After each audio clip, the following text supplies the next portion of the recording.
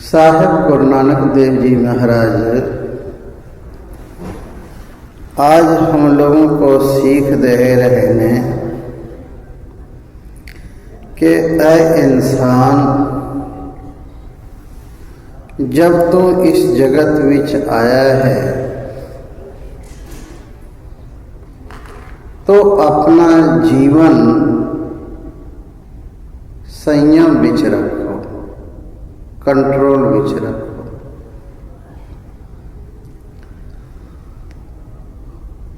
आँख वासना की दृष्टि से ना देखे,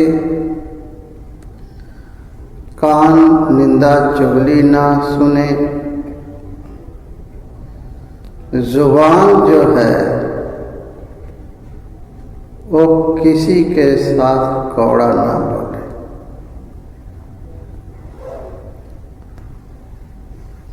क्योंकि कभी कभी ये जुबान बड़े बड़े युद्ध को भी पैदा कर देता है। गुरु महाराज उपदेश कर देने, नानक फिक्के बोलिए तन मन फिक्का होए। फिक्का का भाव है रुखा। ऐसी बोली जो दूसरे के हृदय को विन के रख दे, उसको फिक्का बोलना कहते हैं। नानक फिक्के बोलिए तन मन फिक्का होए। जो मन को फिक्का बोलता है उसका तन और मन दोनों फीका हो जाता है, अर्थात उसका तन भी गंदा हो जाता है, मन भी गंदा हो जाता है।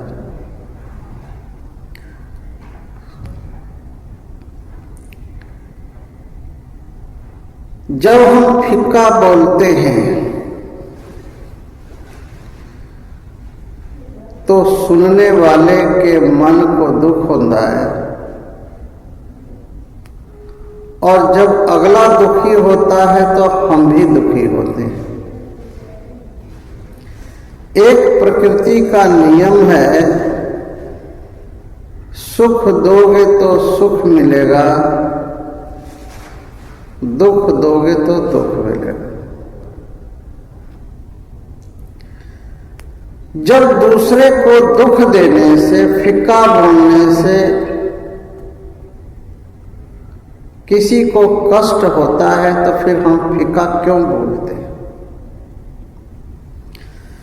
शरीर में आप तरह तरह के सुंदर कपड़े, सुंदर आभूषण, परफ्यूम आदि शरीर को सजाते हैं सुंदर लगने के लिए। शरीर सुंदर हो, कपड़े सुंदर हो, गहने सुंदर हो, लेकिन बोली सुंदर नहीं है तो दो कौड़ी का नहीं। और यदि जबान मीठा है, जबान सच्चा है, तो तुम भी प्रसन्न रहोगे, तुम्हारे पास जो बैठेगा, तुम्हारे इर्द गिर्द जो भी होंगे वो सारे सुखी होंगे। साहिब श्री गुरु नानक देव जी महाराज हम लोगों को उपदेश कर देने, नानक फिक्के बोलिए तन मन फिक्का होए। बाबा फरीद जी इसी चीज को प्रवक्ता दे रहे हैं। एक फिक्का ना गालाए सबना में सच्चा धनी। ऐ इंसान, तुम किसी को फिक्का ना बोलो,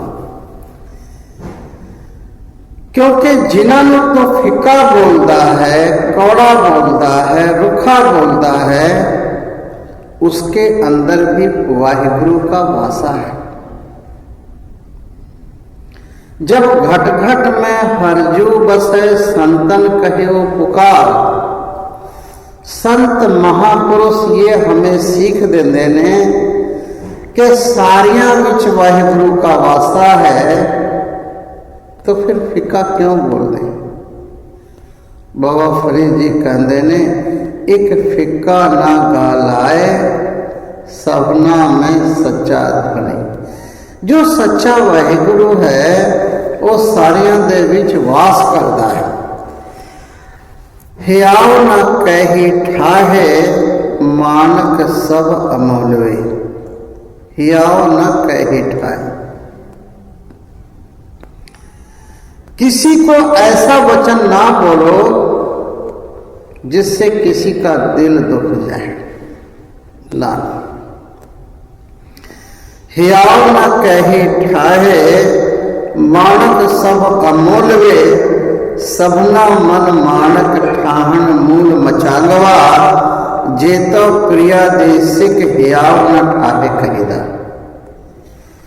यदि तुमको परमात्मा से मिलने की चाह है, तमन्ना है, भूख है, प्यास है,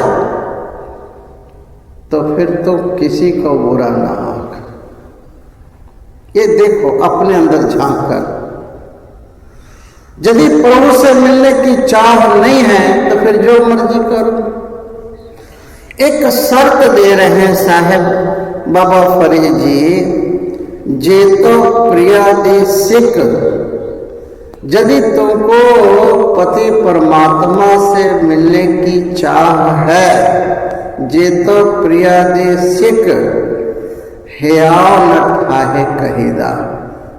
फिर किसी को कौड़ा, किसी को बुरा, किसी को रुखा वचन ना बोलो। साहब श्री गुरु नानक देव जी महाराज बोल उपदेश कर देने हैं, नानक फिक्के बोलिए तन मन फिक्का होए। देखो एक समय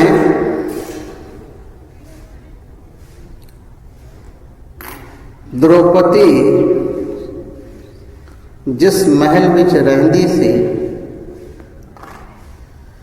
वो महल इतना सुंदर बना हुआ था कि जहां पर पानी दिखता था फर्श के ऊपर, वहां पानी नहीं होता था। जहां पर पानी दिसदा सी वहां पानी नहीं हुंदा सी, और जहां फर्श दिसदा सी वहां पानी हुंदा सी। लोग कभी कभी धोखे खाते। दुर्योधन आया महल विच तो उसको दिख रहा था कि फर्श है। उसने पांव रखा था, पानी उसमें गिर पड़ा, सारा कपड़े भींगे गिर पड़ा। द्रौपदी हंस पड़ी, हंस करके बोली मारी कि अंधे का लड़का अंधा ही है, क्योंकि उसका पिता धृतराष्ट्र अंधा था। एक बोली मारी कि अंधे का लड़का अंधा है। इस बोली ने दुर्योधन के अंदर विल के रख दिया। वो पहले से ही दुष्ट प्रकृति का था, शुरू से। उस वक्त इसने एक प्रण ले लिया कि तुमने मुझको ऐसा बोली बोला है, तुमको भरी सभा में हम जो है सो तेरा पथ उभारो। और साथ संगत जी, जब राज दरबार विच सारे बैठे ने, भीष्म पितामह, द्रोणाचार्य,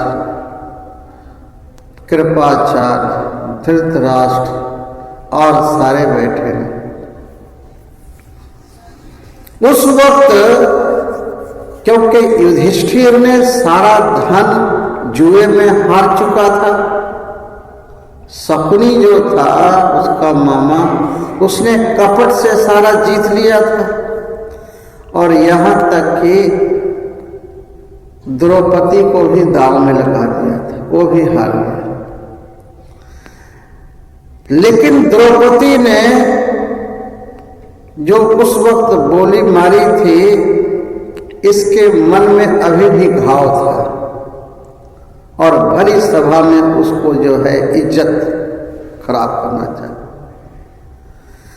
कहने का भाव मेरा ये है कि कभी कभी थोड़ी सी बोली, थोड़ा सा कड़वा वचन, थोड़ा सा रूखा वचन बड़े बड़े लड़ाई को जन्म देता है। घर में सास बहू, बहू सास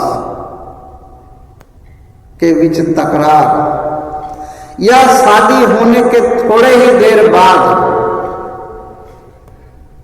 बहू कहती है हम तेरे माता पिता के साथ नहीं रहना, हम तेरे माता पिता के साथ नहीं रहना,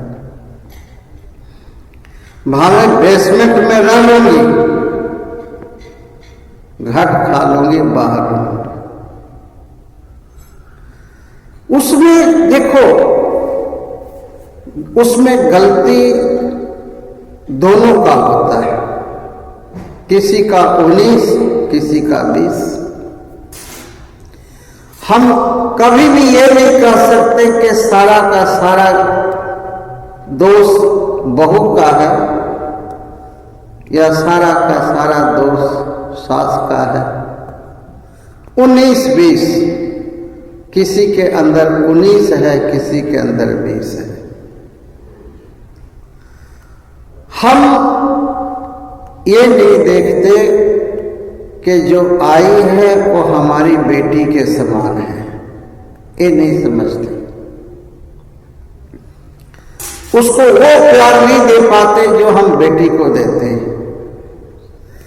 और अगला भी जो आती है वो ये नहीं समझती जो मेरा पति है उसको सास ने 25 साल पाली है, वो ये नहीं देखती, आते ही मालिक बन बैठती। साहब गुरु नानक देव जी महाराज जो आज उपदेश कर रहे ने, नानक फिक्के बोलिए तन मन फिक्का हुए। एक फिक्का वचन मनुष्य की जिंदगी को तबाह करके रख देता है।